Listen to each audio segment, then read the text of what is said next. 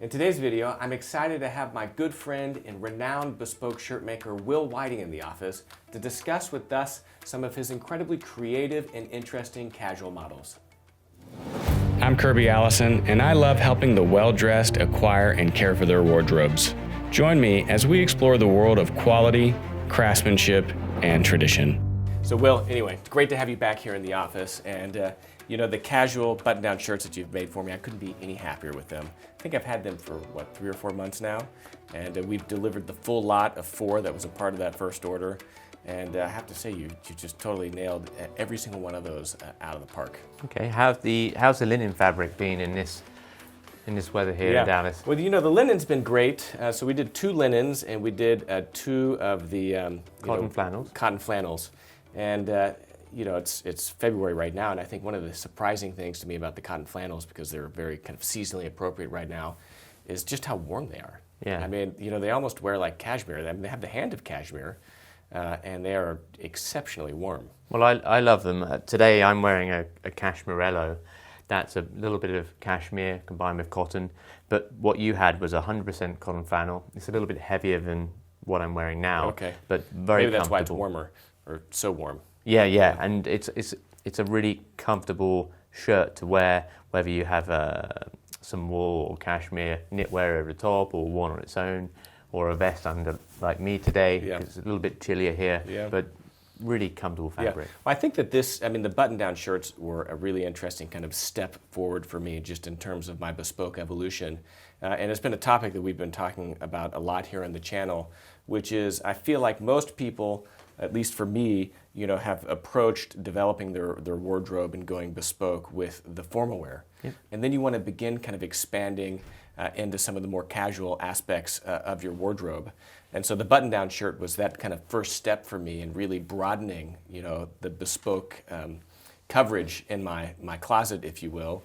And you know, once you get used to a certain level of quality, I mean, you kind of want to be wearing that all the time. Of course, I totally understand that, and that's exactly why I offer that type of shirt. So if you want to wear a suit and tie, of course I'm going to make the right shirts for you for that occasion, but whether it's on the weekend or it's a casual day at the office, I wanted to create a shirt that would be perfect for that environment. Yeah. So the number one thing is you're not going to wear a tie. So you don't want it to be as if that the collar wants to sort of close on itself, as if it looks like it should be done up. That's a bit of a, for me, it's not a look that I like. So in creating the casual shirt, it all comes from the pattern. So funny enough, the actual collar size is a little bit smaller, and sometimes people can't get their head around that concept because they say, oh, well, like if I can't do up the collar, then it doesn't fit, it must not fit. Of course, but also that's why you get this sort of nice V effect, and it's a little bit smaller, and when you're wearing a jumper over the top, it just looks right for me, and that's why there's no button either, or no buttonhole. It's to fulfill a certain criteria. Yeah, well, I think that you know, again, if you have a really well-developed wardrobe, then you're not wearing your dress shirts casually, because they're not meant to be worn casually. And I think a lot of us, whenever we're first beginning with our wardrobes, you know, we have nice dress shirts and we'll wear them without a tie, and that's okay. But again, you're wearing a dress shirt casually versus wearing a casual shirt. Yep. Right? And so they are different.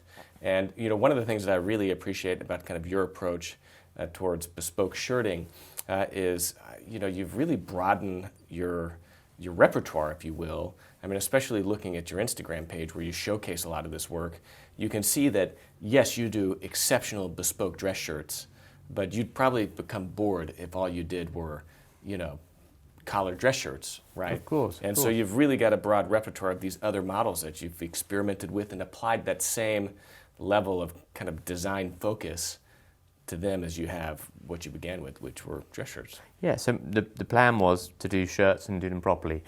And whether it's a casual shirt or a Western shirt or an overshirt, they all come into the same category. And I want to be able to make shirts for people that they're comfortable and enjoy wearing. And for me, it's giving that breadth of offering. Do you think that bespoke is more important or less important whenever it comes to casual shirts as it is formal shirts? Because many people would, you know, would think that, well, it's a casual shirt, I can just get that off the rack.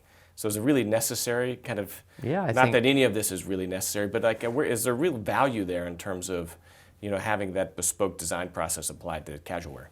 Well, to answer that, I think you can get the same value for sure, because one of the most important parts of a bespoke shirt, in my eyes, is getting the shoulders right. Okay. The shirt has to hang off the body properly, and that all starts with the shoulders.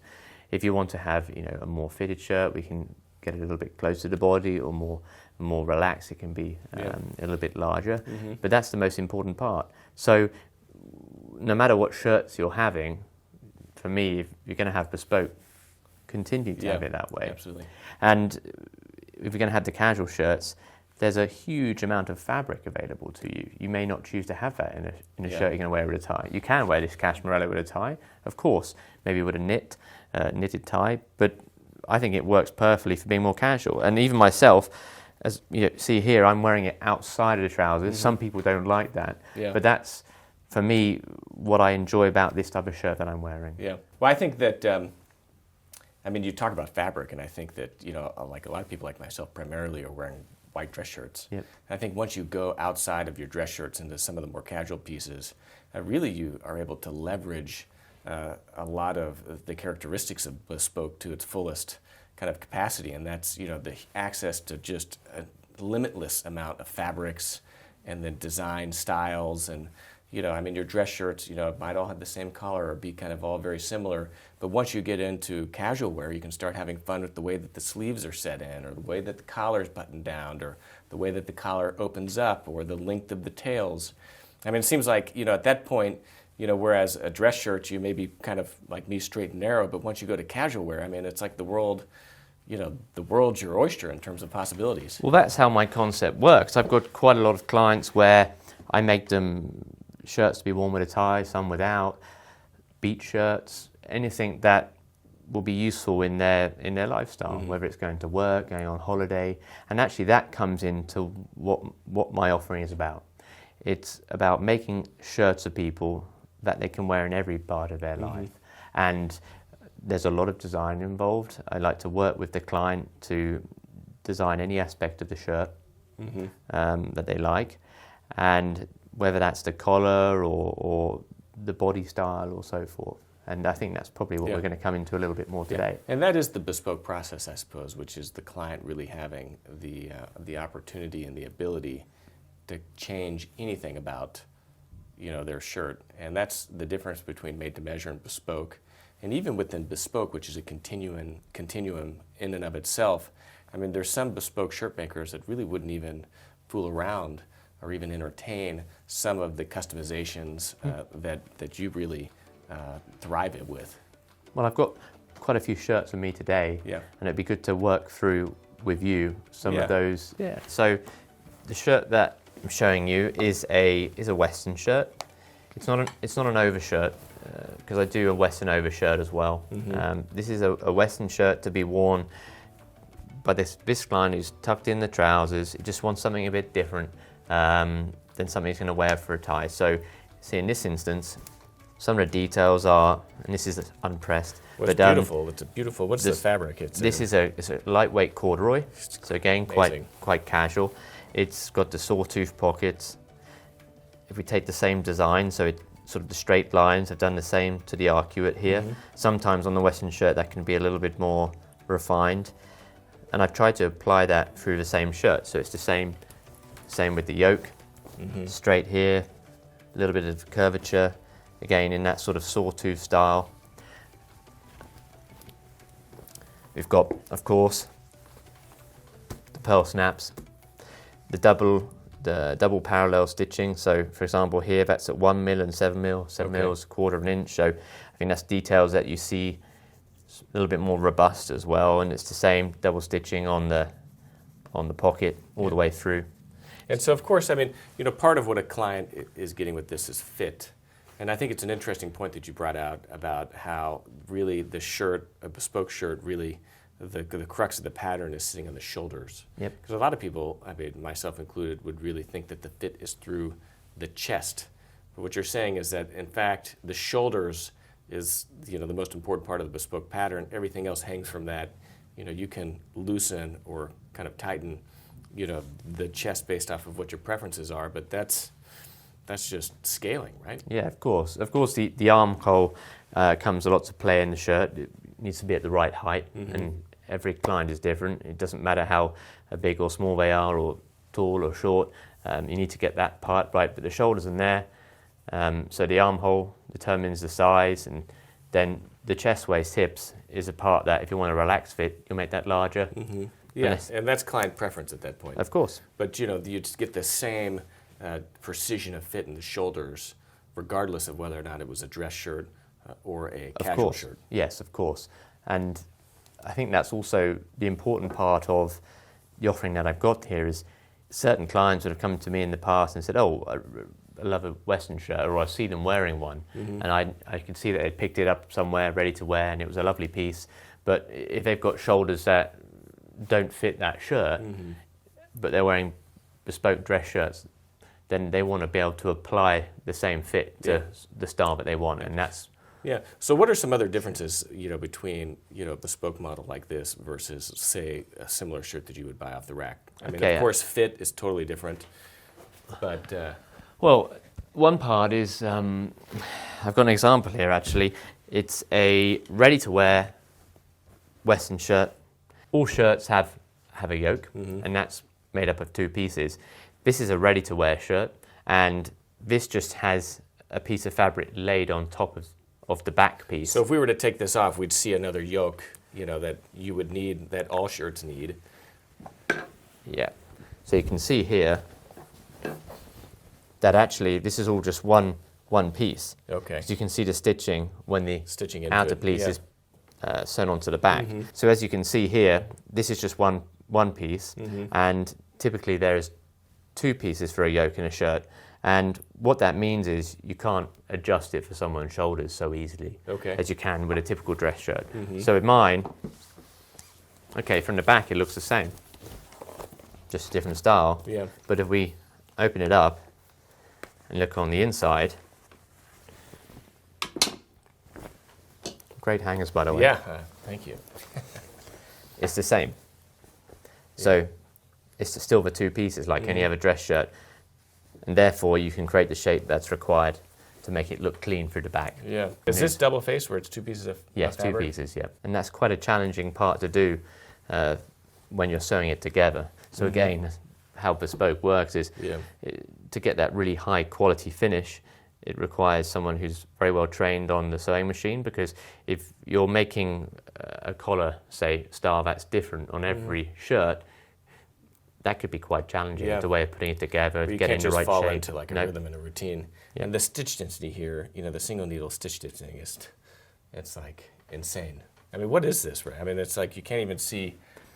Well, it's working to sort of between 22, 24 stitches per inch. It's crazy. If you go any more, it can act like a knife. So if you keep upping that number... Well, there is a theoretical limit, Yeah. and it would probably be a function of the diameter of the thread and the needle. Yeah, it will end up falling apart. But so it's not too bad if it's a bit wider, but I think it's a lot more... It's beautiful how just, in a lot of ways, the seam disappears. Aesthetically pleasing, yeah, exactly, and that's why I've done it in that way. Actually, something else to show is we call it an evening shirt in the UK, or dinner shirt, and this one is a pleated bib evening shirt. So you'd wear this with black tie, and as you can see here, all the pleats, these are actually done by hand to 3/8 of an inch, and you can actually choose that with me, whether it's 1/8, a quarter, or you want to go to half, or whatever you prefer. Typically I default to 3/8. I think it looks quite aesthetically pleasing, and that's all done by hand. So every fold is one machine stitch on the machine. And it's beautiful to feel the extra kind of body. It's almost like a kilt. You know, the fabric that you have right here is, really gives this kind of body and structure. And it's a different type of fabric. It's more like a voile. It's a little bit finer, especially if you're wearing it under a heavy sort of dinner jacket in a hot environment. You want to feel very comfortable, especially with this bib. So, So it's still quite, it still breathes in the back. Very much so that you're not getting too hot, but then on the front, you get the beautiful detail. Now, would you do a shirt like this out of silk? I mean... Yep. I'm working on one of those currently for a client. Okay. It's and actually out of an ivory? Or? Yep, it's off-white. And something else I want to point out to you here is you notice there's 2 buttons.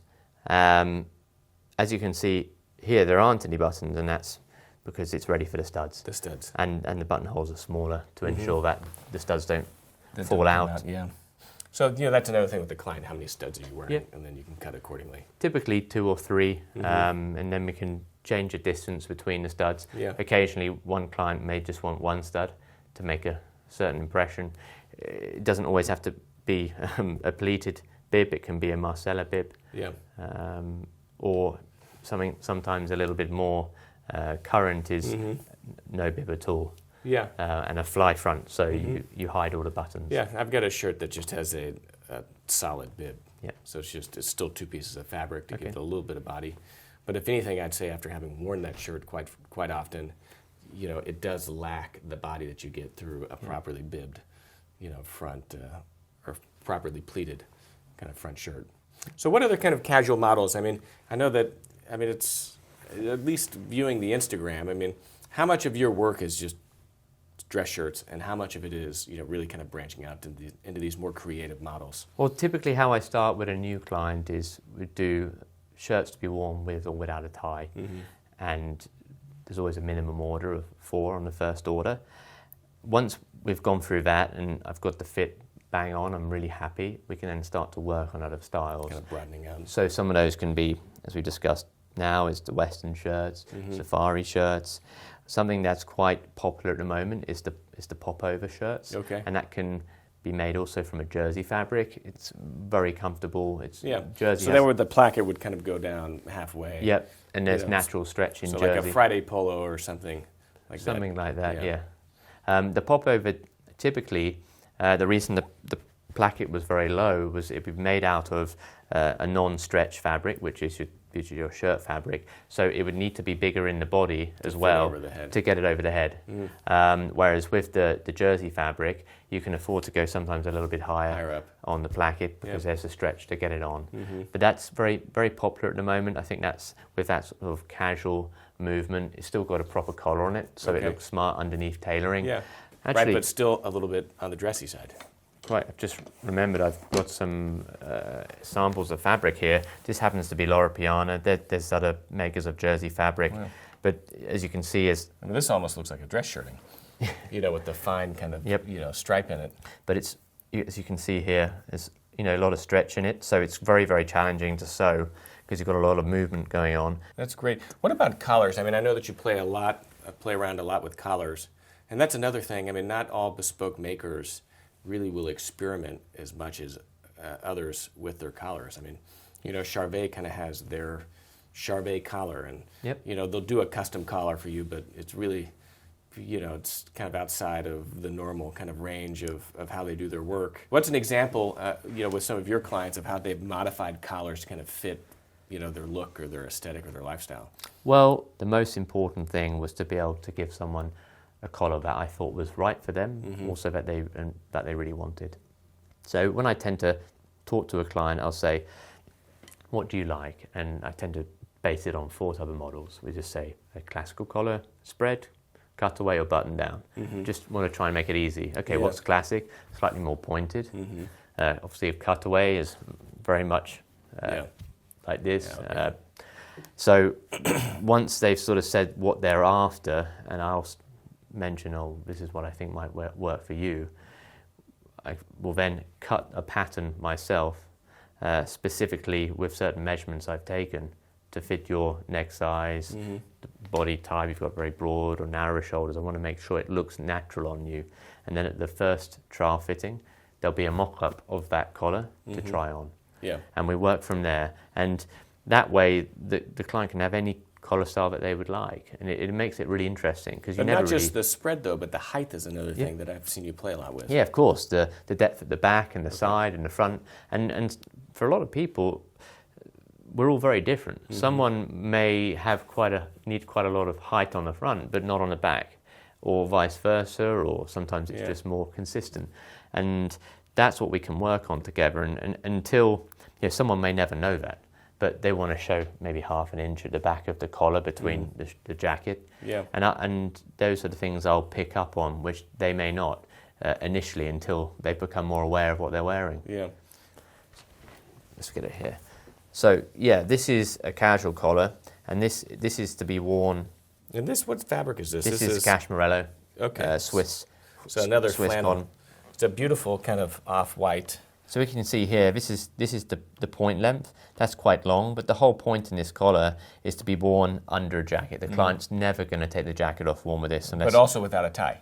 Yes, without a tie, of course. So they want it to stand nice and proud. I think there's a photo of that on the client on my Instagram, and it's exactly what they were looking for. Sometimes they'll wear a cravat underneath. Yeah, I mean, and again, if you look at the collar band, you can see, look at that kind of shape right there, and I mean, you kind of see that, that gradient here where it's slightly smaller in the back in terms of how much it stands up. And this is on the part hand finish. My offering was to not restrict the client on the type of finish they'd like. Because sometimes you could see in Italy there's this sort of some hand finishing involved, and the Brits typically would offer just only a fully machined shirt. There's nothing wrong with either. But for me, I didn't want to restrict the client. Yeah. They said to me, I love handwork. Well, you can have that. Yeah, I mean, you can have all the handwork, or you can just have some of the more, kind of pragmatic handwork, right? Yeah, versus the ornamental stuff. My favourite option is the part hand, and that's because I've taken the best bits of both. So the collar and the cuffs are set in by hand. And it really makes a difference with that. Whereas, I mean, the full handwork, I mean, so show me the difference between the middle grade, which is the semi-hand, and the full hand. Can you point out what's done by hand and the full hand that's not done? Yeah, of course. So with the full hand, every top stitch on the shirt is done by hand. So that means every stitch that you can see on the external part of the shirt.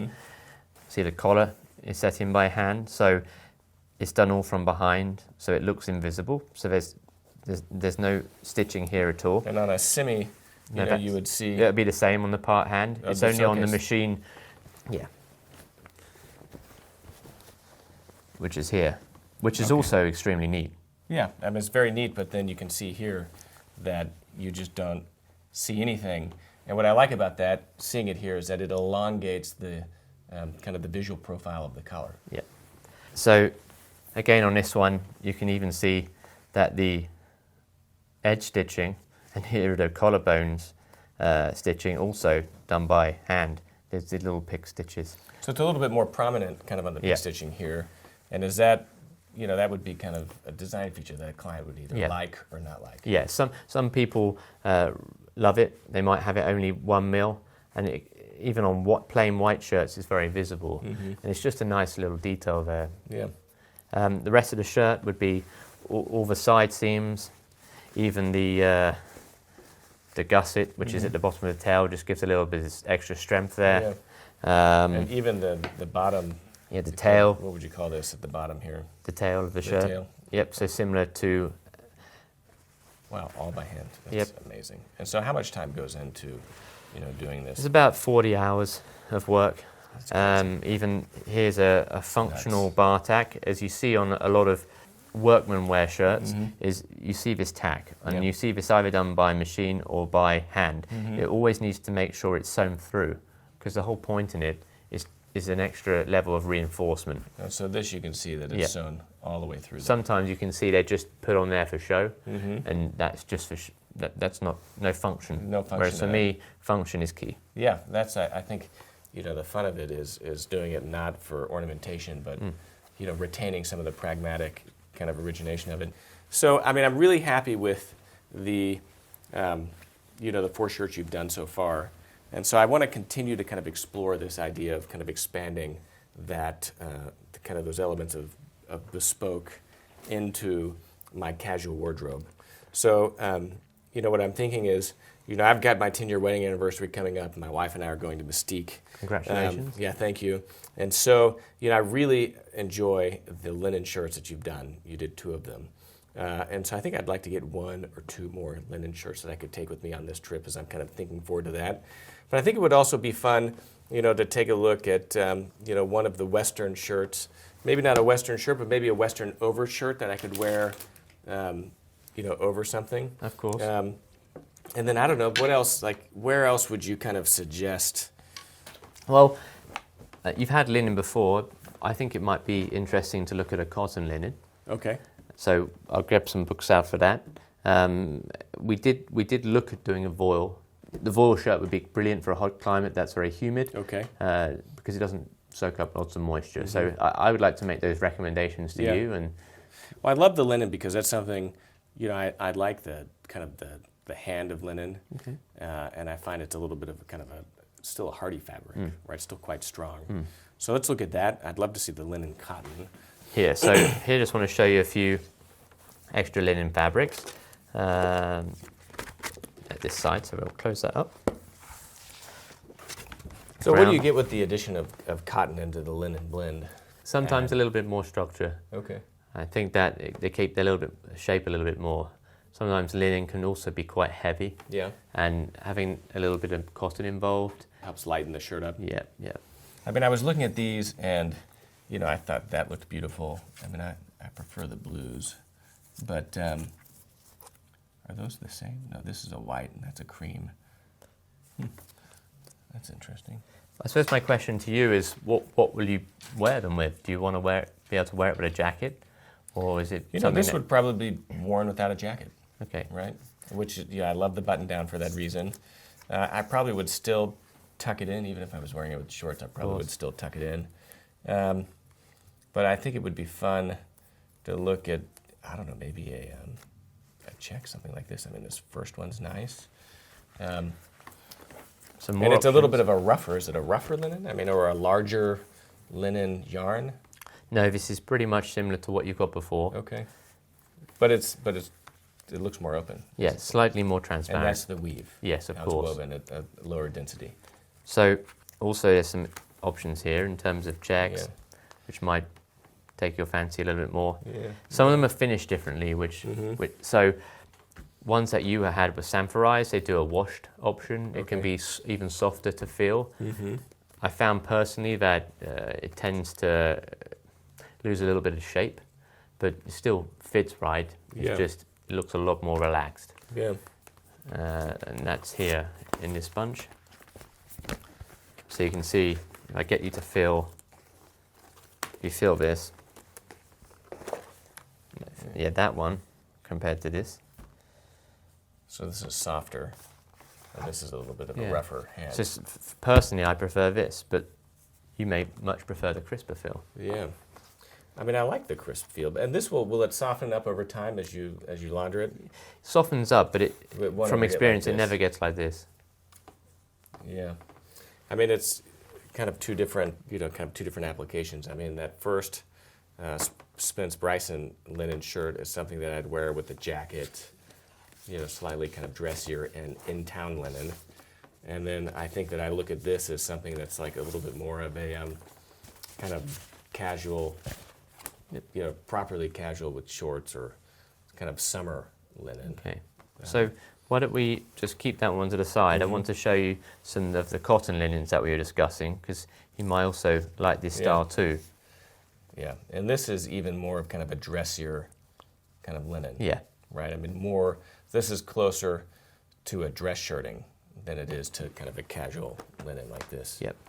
And as you can see here, this has got 70% cotton and 30% linen, so it might not be so much your choice, but it's kind of not what I'm going. I mean, this is something that I think would be made up really nicely as a proper dress collar. Okay. They're very nice, though. I mean, the reality is you could do them all. It's like that's the challenge. Where discipline has to be applied. Of course. In terms of kind of. So I definitely like this. So let's definitely do that. And then, let's look at the denim. So here's some denim from Albiate. It's part of the Thomas Mason brand. And it's a shirt weight sort of denim. And you have all the different sort of shades there. For me, from white, off-white to light blue through to sort of a washed black. Do you have any favorites? Personally, I wear this one. That slightly gets a bit lighter with time. So I love that. I also sometimes make the recommendation to use floating interlining, whether it's in the placket or in the collar, because it helps give that sort of more rugged look. Do you give an interlining in the placket? Yeah, really? sometimes. Yep. Okay. Yep. I've never heard of that before. And then also one that I really like are these two options here. As you can see, there's quite a lot of texture involved, and when it's made up, it looks really beautiful. I'm not sure this would be you. I think maybe this color here. Yeah. Because that can still even be worn with a tie. Not that you will with yours, but I have made those shirts for clients and they wear it with a tie.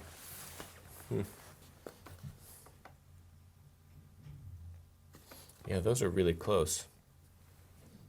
What's different? Is there something different about those that...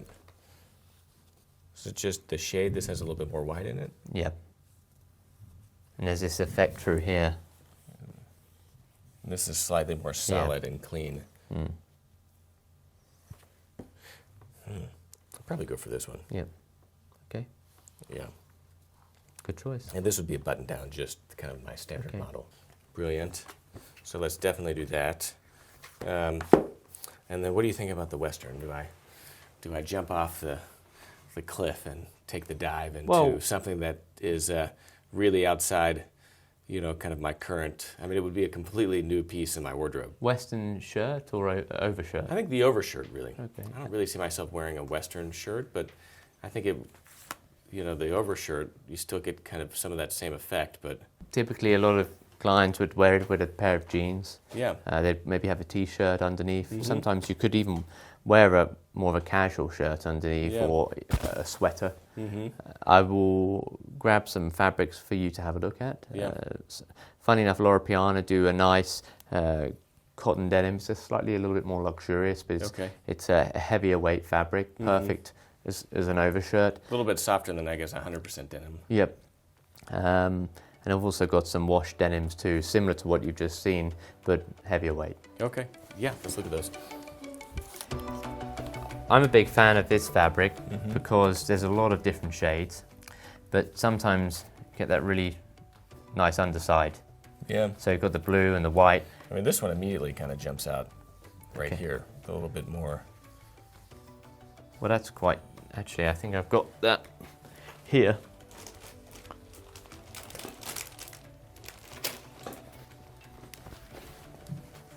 Yep, that's this. And is this one of your overshirts? Yeah, that's one of my own. This is a Western overshirt, similar to the one I was showing you earlier, but it's cut larger. It's a little bit shorter, kind of in the tails, right? Because it'd be worn out. Yep, it's got the pearl snaps. It's got the double stitching. A slightly different shape to arcuate, and that then complements the yoke And this on the is back. a little more muted on the back too than the other one you showed me. It just wants to be a little bit softer, not too much. This is more traditional, I believe. I wear this a lot with a jumper, or shirt then jumper. It's just very warm and comfortable. Yeah, I mean, I like the idea of being able to have a t-shirt and then but throw something on top of it. So again, you're covering the shoulders. So anyway, we'll go back to the fabric choices, but I just wanted to show you that's this one. That's how that wears up. Yeah. No, that's beautiful. I like that. Okay. Perfect. Some examples, so we can have a bit of fun with. This is very similar, but if you look at the underside. Wow. So you're getting, I mean, it's a really interesting. Especially when you open it up. Open it up. And it's almost a Donegal. It almost has. Yeah. I mean, it is a Donegal, it looks like almost. Or is that just lint? No, I mean, it has kind of a Donegal effect, doesn't it? Yeah, I mean, that's beautiful. pretty similar, but it just makes it a little bit more interesting. I'd probably not go for the double faced, right? No. And then here's some other swatches to show you. This is some washed denim, 8 ounces. So this is a really good weight. You could wear this with no undershirt, no jumper, and it's really comfortable. It could even be worn inside the trousers. You'll see this just a little bit more rugged. It's very comfortable to wear, and you get I have free shades available. So I have a certain amount of meters back at the workshop, and I carry that. It's all washed. Yeah, that's nice. That's a nice consideration also. I mean, this would be exclusively an overshirt, but this one you're saying could almost, could almost be so this worn as both. This is a great example because there is a shirt I made about 4 years ago for a client, and you can see how beautiful it wears with time. You can sort of a lot of the wear around, the edges of the collar and the placket and the pockets. And it sort of gives that stone-washed effect as when you see sort of ready-to-wear Western denim shirts. They go through a process to sort of age it, which is easier on an industrial level, a little bit more challenging as a small bespoke artisan, but it will get like that in time. And that's the sort of lighter option. Yeah, that's a tough choice. I don't know how I would. Both of those, I think. I think you'll be one of these, but we can always talk a bit more. This is heavier weight. Yeah. What one would be more suitable for you? And I really want to make sure it's something that I know you're going to get wear out of, and I'll go away and have a think of whether, for a good example, I have done a safari shirt before with the epaulets in a heavier weight linen. It might be that something that works more for you. You can have a think about it. And all of those. I'm kind of leaning towards this. I mean, this is almost like a jean jacket. Yeah. You know, whereas this is more like just kind of a, nice kind of soft shirt that you might wear over something and open. Yeah, exactly. Well, this is where it gets fun, Will. So let me think about these. I'll be back in London in April. Would we do a different fitting for an overshirt? Yes. But we could go straight to finish on the linen and the just the denim shirt. Yeah, of course. I'll just give you a check over before, because I want to make sure every time, not every time, but if a client's done a new order and it might say change a little bit in shade, and just want to always make sure I'm refining that pattern. Yeah, of course. And of course, yes, for the overshirt, that would need another fitting. Yeah. Because I need to make sure that if it's cut larger, it's in line with what your expectations are. Huh. Exciting. Will, hey, always great Pleasure to see you. here. Yeah, thank you so much. And, let's definitely get these going. And, we'll let this, kind of brew for a little bit. But I think I'm leaning kind of towards something like that. Brilliant. Yeah, great. Thank you.